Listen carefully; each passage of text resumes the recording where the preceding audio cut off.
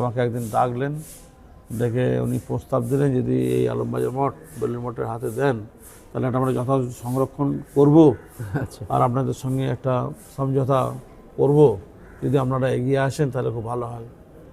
তো আমিও দেখলাম কাজটা তো মঠের মিশনেরও যেমন কাজ, আমাদেরও একই কাজ, উদ্দেশ্য তো একই। তো মঠ অনেক বড় জায়গা, মঠের তত্ত্বাবধানে গেলেই জিনিসটা ভালো হবে। তখন আমরা রাজি হয়ে গেলাম আচ্ছা।